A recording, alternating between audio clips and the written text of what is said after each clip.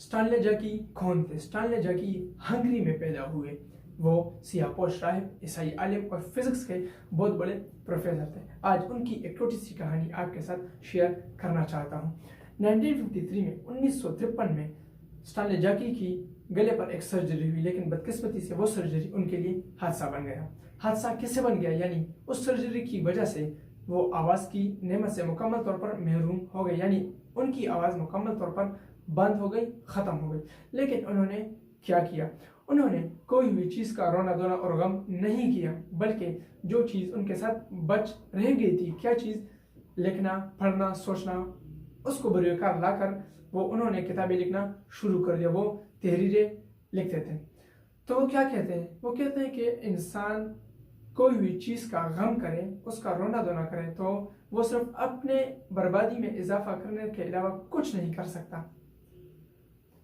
उन्होंने 10 साल की खामोश मेहनत से एक ऐसी किताब लिखी जिसका इनाम $2,20,000 था। तो आज आप देख ले, हम कल की, माजी की कोई भी चीज़ों पर निदामत, अफसोस, शर्मिंदगी करते हैं, बजाय इसके कि हम आज पर, हम टुडे, आज पर हम फोकस करें। हम फोकस नहीं करते, हम माजी की चीज़ों पर परेशान होते हैं, हम माजी में जो चीज़ें हम खो बैठते हैं उस पर अफसोस करते हैं, उस पर शर्मिंदगी, निदामत वो करते हैं। लेकिन स्टानले जैकी क्या कहते हैं कि यह हादसा जो मेरे साथ पेश आया, कहते हैं कि इस हादसे ने मुझे वक्त दिया कि मैं सोचूं और लिखूं।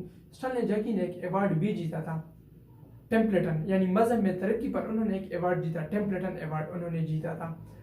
मौलाना वहीदुद्दीन खान साहब ने भी इस पर बहुत अच्छी बहस की है किताब ज़िंदगी में, कि खोने के बाद भी स्टानले जैकी ने कुछ भी, यानी जो सलाहियतें उसके साथ बची रह गई थी, उसको बरूकार लाकर उन्होंने कैसे अपना नाम कमाया, कैसे उन्होंने किताबें लिखी और $2,20,000 भी जीते। यानी क्या कि बजाय अफसोस के, बजाय शर्मिंदगी, बजाय निदामत, हमें चाहिए कि हम आज पर फोकस करें। हमारे साथ जो सलाहियतें बची रह गई हैं, हम उन पर फोकस करें, हम उनको बरूकार लाकर कुछ नया करें और कामयाबी की तरफ अपना सफ़र जारी रखें।